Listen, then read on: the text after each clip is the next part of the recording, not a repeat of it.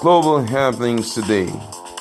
We communicate, we analyze global news. Stay tuned. Hello, guys, welcome to Global Happenings. Today we have a trending news here for you, and the headline of the news reads: Fulani Herdsmen expresses fear over Amotekun, describing it as a tool. See details. But before we continue with details of the news and further analysis, we'd like to encourage you to please subscribe to our channel and also to click on the bell icon so that you can get notification anytime we publish videos on YouTube. All right, let's listen to the news. A Fulani cultural group, Jamo Nati Fobe Association, said while the initiative is a welcome development, it should not be targeted at the Fulani in the region. President of the association, Alhaji Abdulkadir Salihu, who is also the Serikin Fulani of Oyo State, told our correspondent that the Amotekun should not be a platform to prosecute Fulani herdsmen in the region. Already, the herders and farmers have been at loggerheads for years, with both groups suffering casualties. Recently, the Oyo State House of Assembly passed an anti-open grazing bill, which the herders have challenged in the court. Salihu said Amotekun should operate professionally to fight crimes justly and fairly without making the herders the sole target. Yes, there are criminals everywhere, and you cannot say all the Fulani herders are criminals. This is an initiative which, if well managed, would help in the security of the region. We are not against any initiative aimed at protecting lives and property of the residents and settlers in the southwest. We support it, but like I said, a particular ethnic group should not be targeted because of this. He said the Fulani in the region were unaware of the operational modalities of the security outfit, as they were not carried along despite being an integral community in the region. I am convinced that if the officers of Amotekun do their job the way it should be done, security of the region would improve. Since the initiative was launched, we have had our misgivings and doubts about the sincerity of the whole project. Our fear is that we are not going to suffer persecution unjustly in the hands of Amotekun officers, he said. All right, thank you very much. This was expected. A lot of person had already spoken about this. Don't forget that anytime that insecurity is mentioned in the southeast, in the southwest and other geopolitical zones in Nigeria, at least before you mention the first three, issues that we have, or persons that are bringing up the challenge of insecurity, the Fulani herdsmen are mostly being mentioned.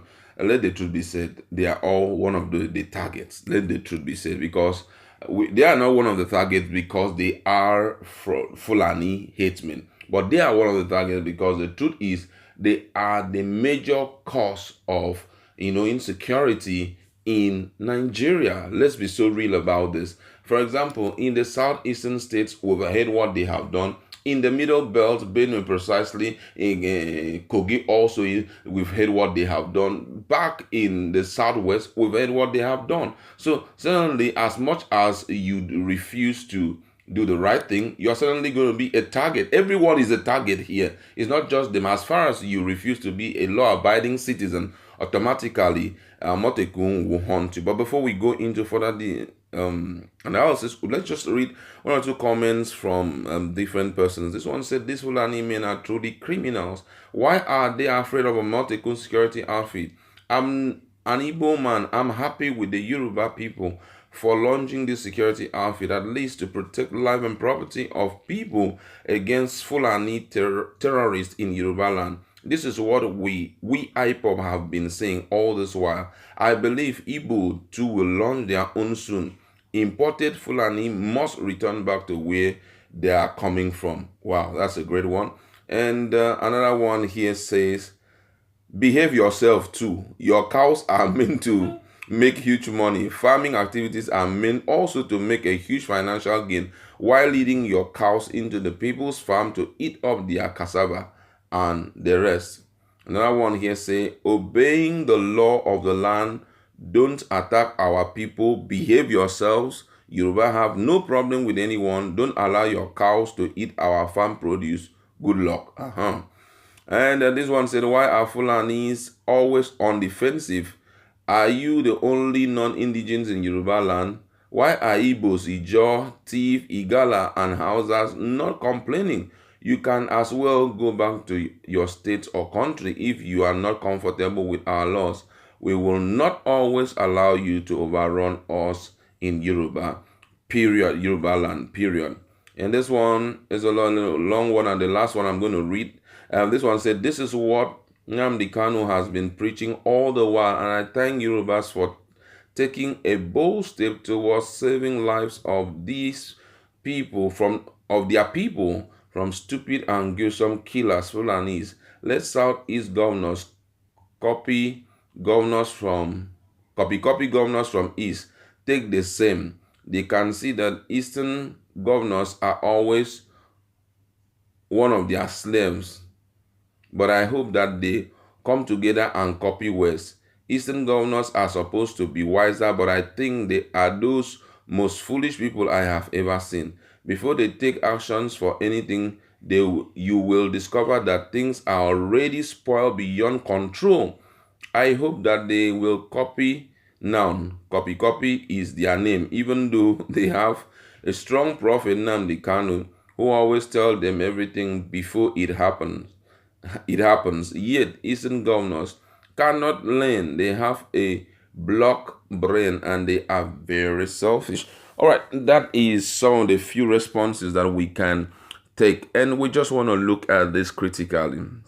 The Fulani herders are very wonderful set of people, but the issue is, before now they have been in existence. All of a sudden, what is making them a terror to the people? That's the big question. What is making them a terror? Most people are of the opinion that why they are such a huge terror to Nigerians is because right now the man up there who is in charge of everything in Nigeria, I'm talking about the president, is actually from the Fulani origin, and that's why they are trying to take laws into their hand. I can still remember when I was a child that these guys were still around, going around with their cows. But one thing was certain, they don't allow the cows to destroy farms. You see them, they try to take the cows. Even then, when I was a child, we had a field that we play football. Sometimes they don't even allow them to take. They'll just be doing corner till they pass with their cows without even entering the field, big field that we had, without entering the field to disturb anybody.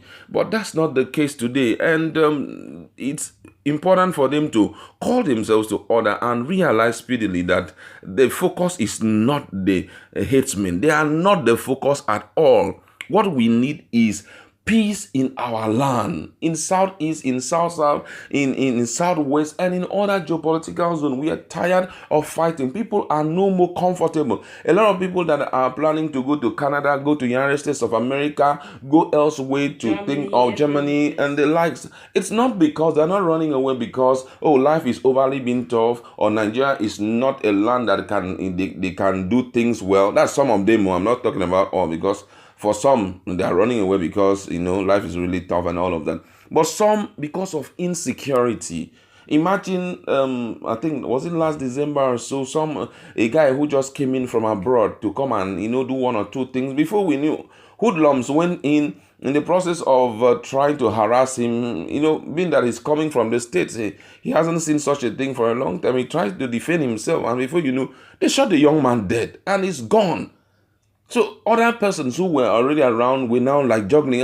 I need to get out of this place because I don't want issues and all of that. So the reason for Amotekun is all those little issues. Sometimes even as you're coming back from your hustle, you're coming back with your small car that you bought, you're trying to pass through an area, before you know, some foolishness, area boys, some bandits and all of that. Sometimes it goes as bad as them moving from house to house to rob. Now, just fairly recently, we've heard that the police have discovered about 52 black spots in the southwest.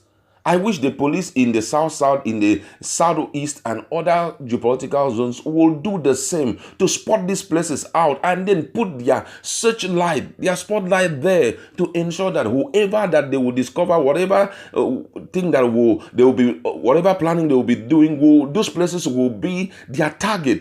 That will help to correct a lot of things. So hey, Fulani Herdsmen, don't be trouble. If you be of good behavior, if you don't disturb the peace of the southwesterners, nobody will ever bring any problem to you. But as long as you say that they will not rest, you too will not rest, because Amotekun will come after you guys. You've already started seeing it. We've seen it in the Benue and also in other part of the country where they have already effected one or two arrests, just to show you that nobody is joking. Nobody wants to see what happened in Benue, some few years ago, to happen again. It was quite a horrible sight watching how people were killed like that. Nobody want to see that again. So that's just it. Well, I know that they have every reason to be worried, being that World Index has put them as Fulani Herdsmen at the fourth